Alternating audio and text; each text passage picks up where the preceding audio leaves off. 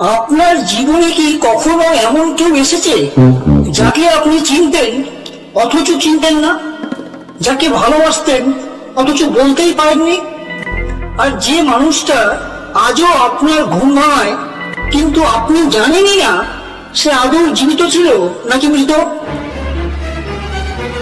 একটা প্রশ্ন করি, আপনি কি নিশ্চিত আজ সকালে আপনার দরজায় যে মানুষটা এসেছিল সে সত্যি মানুষ ছিল? আজকের কাহিনীটা শুধু একটা কাহিনী না, আজকের কাহিনীটা আমার নিজের জীবনের একটা অন্ধকার আয়না। সেদিন রবিবার, মানেই আবার একটা ছুটির দিন। রবিবারের অলস সকাল। ছুটির দিন মানেই আমার কাছে সময়কে একটু ঢিল দিয়ে ধরা। হাতে খুব বেশি কাজকর্ম সকালবেলা আমার ছিল না। ঘরে কেউ নেই বলেই হয়তো ঘুমটা একটু বেশি গভীর হয়েছিল। তাছাড়া সকালবেলা চায়ের কাপ হাতে তুলে দিয়ে ঘুম ভাঙানোর মানুষটি অর্থাৎ আমার স্ত্রীও বাড়িতে না থাকায় ঘুম থেকে উঠতে আমার প্রায় সকাল 9টা বেজে গিয়েছিল। আমার স্ত্রী 2 দিনের ছুটি নিয়ে গিয়েছিল ওর বাপের বাড়ি। দিনটাও ছিল কেমন যেন বেশ মেঘলা মেঘলা। ভোরবেলা ঘুমটা আমার ভেঙেছিল ঠিকই, কিন্তু চারিদিকে ছিল কেমন যেন একটা ঠান্ডা ঠান্ডা ভাব, যেটা আমাকে বিছানায় রেখেছিল খানিকটা অবশ করে। 9টা নাগাদ ঘুম থেকে উঠে বাথরুমে গিয়ে ফ্রেশ হওয়ার কথা ভাবছিলাম, ঠিক এমন সময় দরজায় কলিং বেলের শব্দ। একবার, 2 বার। আমি বললাম, কে কে? কোনো উত্তর নেই। দরজা খুলতেই যেন আমার সময়টা হঠাৎ 15 বছর পিছনে ফিরে গেল। সামনে দাঁড়িয়ে একজন 30-32 বছর বয়সী মহিলা। মুখে একগাল হাসি, চোখে এমন একটা চাহনি যেন সে আমাকে নয় আমার অতীতকে দেখছে। আপনি কি কখনো এমন কাউকে দেখেছেন যাকে দেখা মাত্রই বুকের ভেতরটা হঠাৎ যেন খালি হয়ে যায়, ঠিক যেন কিছু একটা অসমাপ্ত থেকে গেছে? আমি জিজ্ঞাসা করলাম, আপনি কি কাউকে খুঁজছেন? আবার একগাল হাসি আমাকে উপহার দিয়ে তিনি আমাকে বললেন, স্যার, আপনি আমাকে চিনতে পারছেন না? আমি কোয়েল, কোয়েল গুপ্ত। মনে পড়লো আমার কথা? আমার মনে পড়ে গেল বছর 15 আগে আমি তখন ওকে পড়াতাম গড়িয়াতে ওর বাড়ি গিয়ে। ও তখন 12 ক্লাস পরীক্ষা দেবে। ওর ভাই বিভিন্ন অজুহাত দেখিয়ে আমার কাছে পড়ার সময় নানা কারণে অনুপস্থিত থাকতো। পড়ার সময় কোয়েলের শিশু সুলভ বায়না, আবদার, চপল হাসি, আর মাঝে মাঝে ওর তীর্যক কটাক্ষ দৃষ্টি কখন যেন 4 বছরের ঘনিষ্ঠতায় আমার এত কাছে চলে এসেছিল সেটা আমি বুঝতেও পারিনি। তারপর দীর্ঘদিন ছাড়াছাড়ি, কাজ প্রায় বছর 15 হবেই। আমি বললাম, এত মোটা হয়ে গেলে আমি চিনবো কেমন করে? কথা বলার আগেই মুখের সেই একগাল হাসিটা তো ঠিক একই রকম আছে দেখছি। কাজ হঠাৎ কি মনে করে? কোয়েল আমাকে বলল, ভেতরে রাখবেন না আমাকে? আমি বললাম, এসো ভেতরে এসো, বসো। কোয়েল থেমে গেল। ও তখন আমাকে বলল, ভেতরে আসতে পারি, তবে একটা শর্তে। আমি বললাম, কি আবার শর্ত? ও বলল, আগে বাড়ির আলোটা নিভিয়ে দিন, তাহলে আমি ভেতরে আসতে পারি। ঘরের ভেতরের আলোটা আমি ঠিক সহ্য করতে পারছি না, আমার অন্ধকারই বেশ ভালো লাগছে।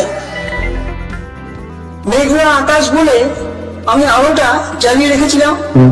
মেঘলা দিনে আলো না জ্বালালে আমার ঘরে একটা অস্পষ্ট অন্ধকার থেকেই যায়। সেই মুহূর্তেও আমি বুঝিনি যে এই অন্ধকারটা শুধু আমার ঘরের না, এই অন্ধকারটা আমার জীবনেরও। আপনি কি জানেন, অনেক সময় মানুষ আলো নিভিয়ে আসে, কারণ সে নিজের সত্যিটা আলোয় বলতে পারে না। আমি বললাম, কেন, আলো নেভাবার দরকার কি? তারপর কোয়েল ভীষণ জোর জবরদস্তি ও আপত্তি করায় আমাকে ওর কথা মতো ঘরের আলোটা নিভিয়ে দিতেই হলো। আর ঘরের আলো নিভে যেতেই কোয়েলের মুখটা যেন আরো স্পষ্ট হয়ে উঠলো আমার কাছে। কি অদ্ভুত, তাই না? আলো নিভে গেলে তো মানুষ অদৃশ্য হওয়ার কথা, আর এখানে ও যেন আরো একটু বাস্তব হয়ে উঠলো। আমার অন্তত তেমনই মনে হলো। ও ঘরে ঢুকে নিজেই একটা চেয়ার টেনে বসে পড়লো। আমরা তখন দুজন মুখোমুখি বসে, কিন্তু মাঝখানে আমাদের সেই ফেলে আসা বছরগুলো দাঁড়িয়ে। আমি বললাম, বলো, এতদিন পরে হঠাৎ কি মনে করে? ও বলল, কেন আসতে নেই? যে আপনার কাছে একদিন এতটা আপন ছিল, আজ সে আপনার কাছে এই কয়েকদিনে এতটাই পর হয়ে গেল।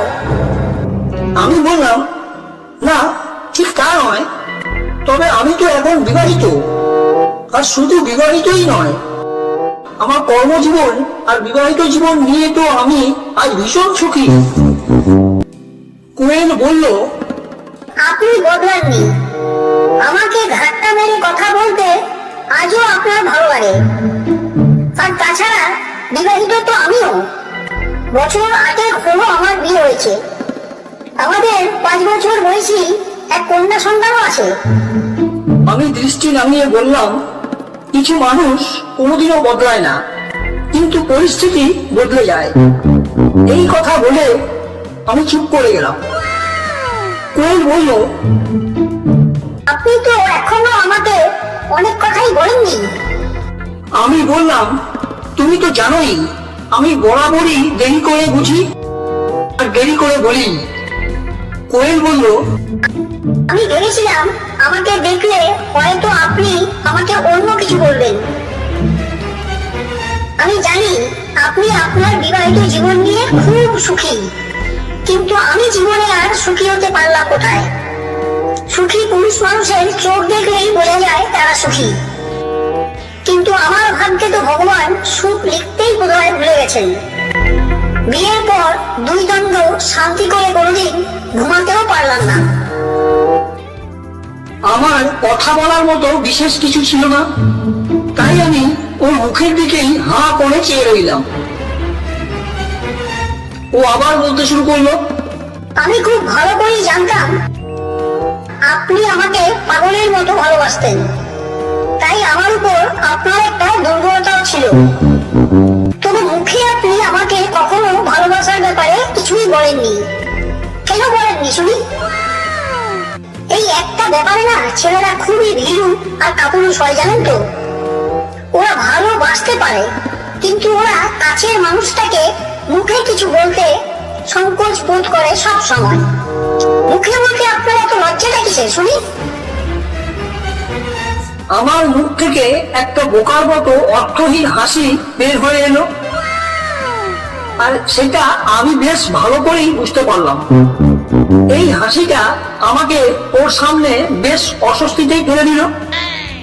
ও আমার দিকে তাকিয়ে হালকা করে বলল, আপনি জানেন, কিছু মানুষ থাকে যাদের ভালোবাসা ছুঁয়ে দেখার দরকার হয় না, শুধু জানলেই হয় কেউ একজন কোথাও আছে। এই কথাটুকু বলেই ওর চোখের কোণে জল জমে উঠল। আমি বললাম, তাহলে আমরা হারিয়ে গেলাম কেন? কোয়েল বলল, কারণ ভালোবাসা সবসময় সাহসী হয় না, কিছু ভালোবাসা লাজুক হয়। আজকের পর আর কোনোদিন আমাদের আর দেখা হবে না, তাই তো? আমি বললাম, হয়তো তাই, কারণ এখন দেখা করা মানেই তো অন্য কারো জীবন ভাঙা, তাই না? কোয়েল বলল, কিন্তু আমাদের ভালোবাসা? আমি বললাম, ভালোবাসা আমাদের মনের মধ্যে থাকলেই তো যথেষ্ট। কোয়েল বলল, একটা শেষ কথা বলবেন? আমি যদি সেদিন ফিরে তাকাতাম, আপনি কি আমাকে ডাকতেন?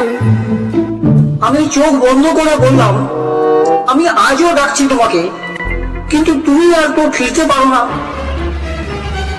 যদি কখনো খুব একা লাগে তখন মনে করো কেউ একজন তোমাকে নিঃশব্দে ভালোবেসেছিল। আমি আবার সাহস করে বললাম, তুমি যদি জানতে যে আমি তোমাকে নিয়ে কত রাত ভেবেছি, তাহলে আমার মনের কথাটা তুমি নিজেই সেদিন বলে দাওনি কেন? কোয়েল আমাকে থামিয়ে দিল। ও বলল, না, কিছু কথা না বলাই ভালো। বললে হয়তো আজ এতটা গভীর হতো না। এবার ও আরো এক ধাপ এগিয়ে এসে বলল, আমাদের একটা নির্দিষ্ট দূরত্ব বজায় রেখে এই পবিত্র সম্পর্কটা নিয়ে আপনি অন্তত নিজের কাছে কি গর্বিত নন?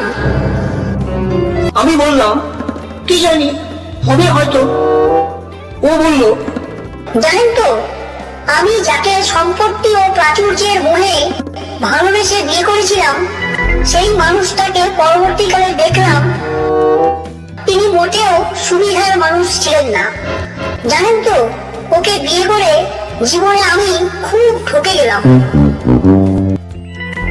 এই গরম গচ্ছ ভাব নিয়ে এখন আমাদের সংসারটা কোন রকম চলছে, তবে অর্থের অভাব তিনি আমাকে কোনোদিনও দেননি। কথাগুলো শুনতে শুনতে আমার মনে হচ্ছিল আমি যেন কোনো কনফেশন বুথে বসে আছি।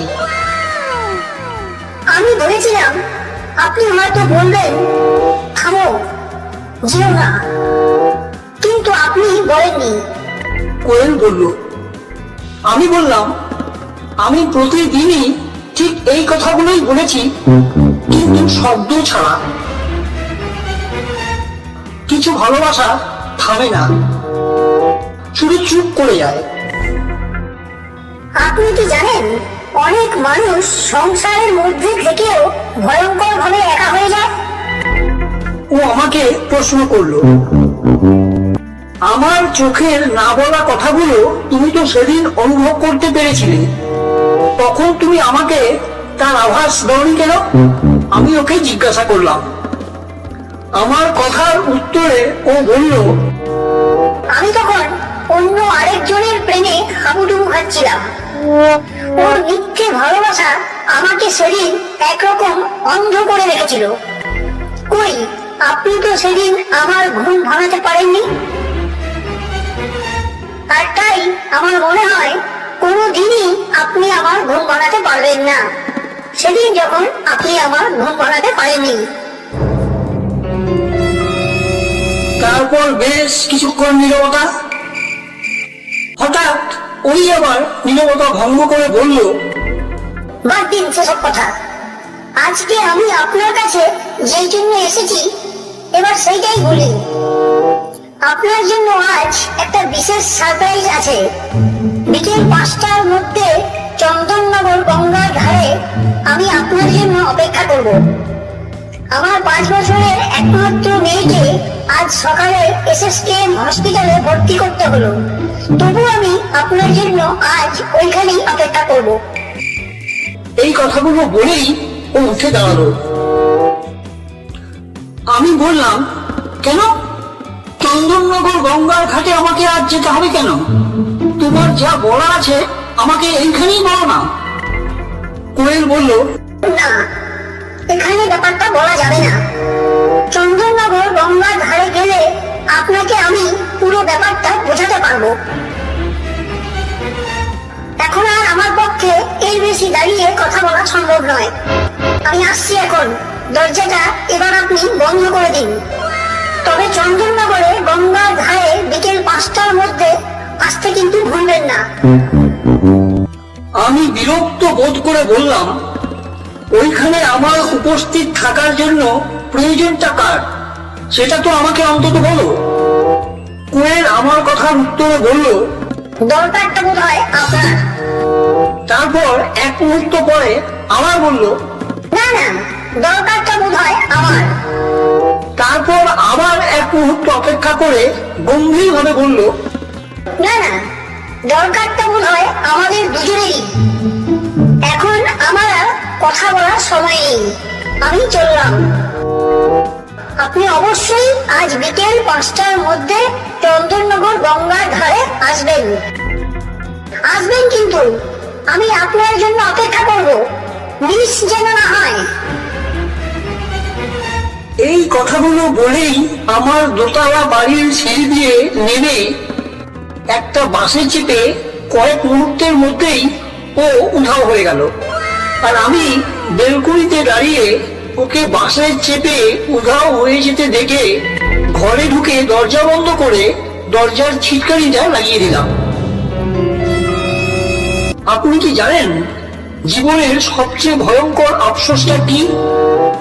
ভুল মানুষকে ভালোবাসা নয়, ঠিক মানুষটাকে মুখে বলতে না পারা। আমার মাথায় তারপর শুধু কয়েকটা কথাই ঘুরপাক খেতে লাগলো।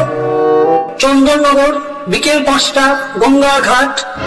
প্রথম ভাবলাম আমি যাব না।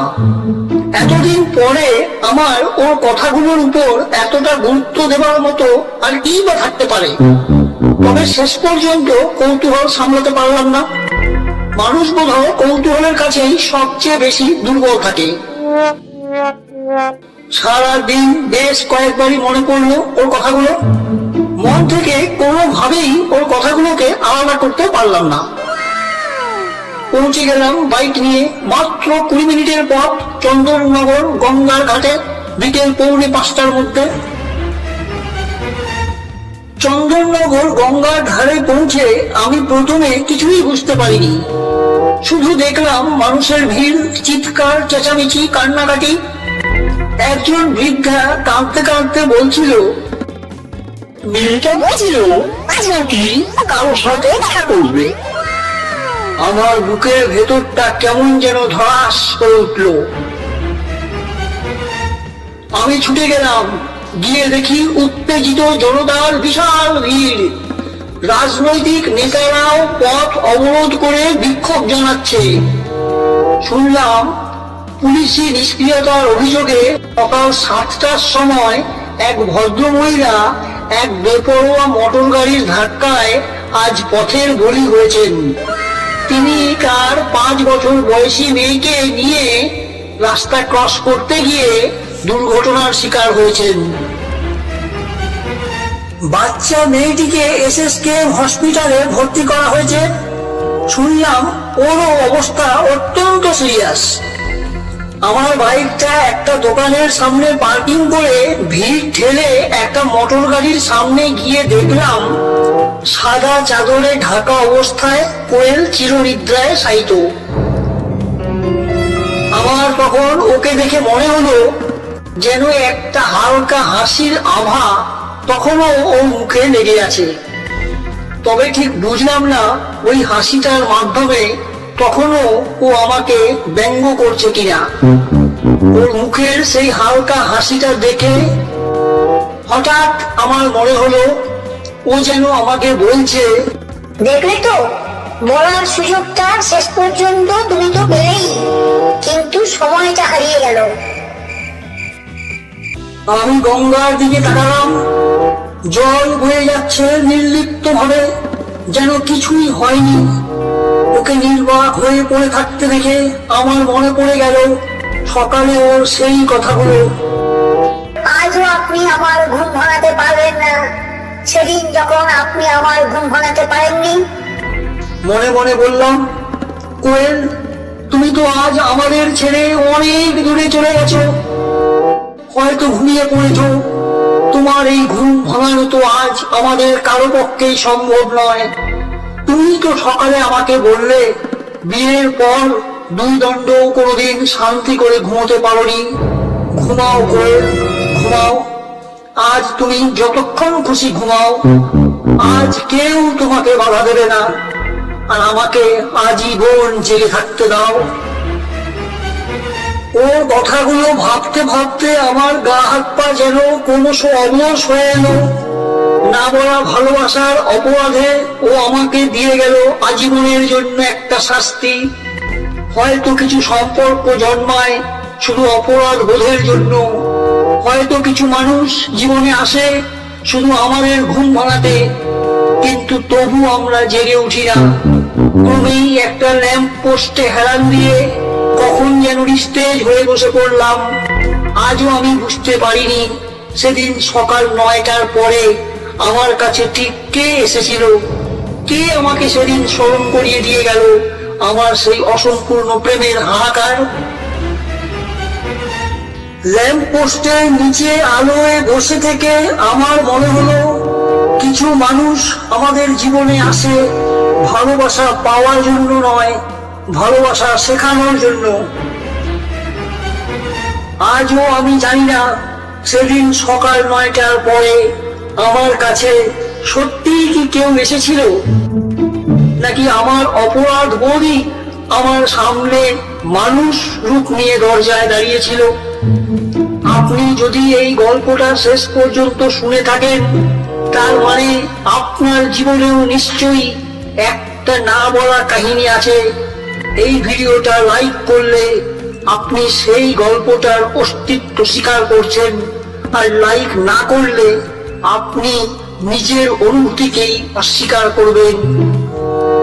আর শেয়ার করলে হয়তো আরেকটা মানুষ তার ভুলটা সময় থাকতে থাকতে বুঝবে। আর কমেন্ট করলে আপনি আর একা থাকবেন না। আর সাবস্ক্রাইব না করলে এই অন্ধকার গল্পগুলো আপনার কাছে আর কোনোদিন ফিরে আসবে না।